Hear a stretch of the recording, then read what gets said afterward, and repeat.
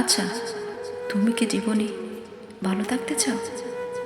তুমি কি চাও নিজের জীবনটা সুন্দর করতে? তুমি কি চাও সমস্যাগুলো থেকে দূরে থাকতে?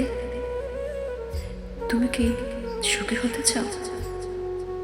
তাহলে ইগনোর করা শিখে নাও।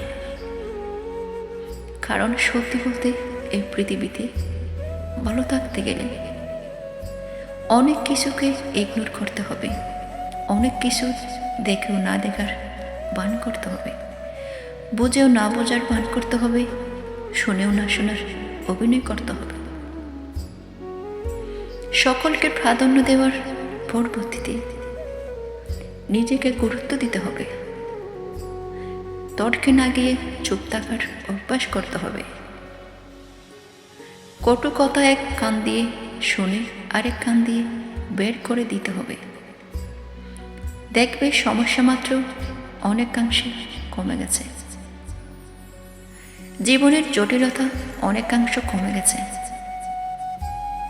শোনো, তোমাকে বলছি, এই পৃথিবীতে সুখ বলো বা শান্তি, মন খারাপ বলা বা হতাশা, এগুলো প্রত্যেকটাই এক একটা অনুভূতি।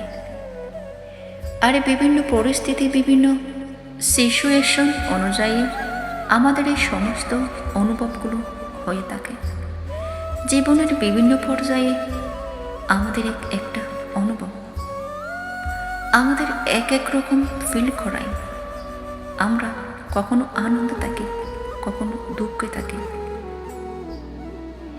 কখনো খুশিতে থাকি। এসব কিছু অনুভব ছাড়া আর কিছুই নয়। আর এই অনুভব নির্দিষ্ট কোনো ক্রাইটেরিয়ার মধ্যে বেঁধে রাখা সম্ভব নয়। এমনটা নয় যে তুমি যেটা চাও সেটা পেলে তুমি সারা জীবনের জন্য সুখী হয়ে যাবে, এমনটা কখনো সম্ভব নয়। হয়তোবা আনন্দ পাবে, কিন্তু সুখ একটা অনুভূতি, একটা অভ্যাস। আমি নিজেও দেখেছি এই পৃথিবীতে অনেকেই অনেক সামান্য কিছু পেয়েও সুখী, আবার অনেকে অনেক কিছু পেয়েও অসুখী। এর কারণ একটাই, এক একজনের কাছে সুখের কারণ এক এক রকম। এক একজনের কাছে জীবন ভালো থাকার অর্থ এক এক রকম। আর এক সমস্ত কিছু চাহিদার উপর নির্ভর করে। তুমি নিজেও খেয়াল করলে বুঝতেই পারবে, যাদের জীবনের চাহিদা খুবই কম তাদের মুখে হাসি ফোটানোটা অনেক সহজ।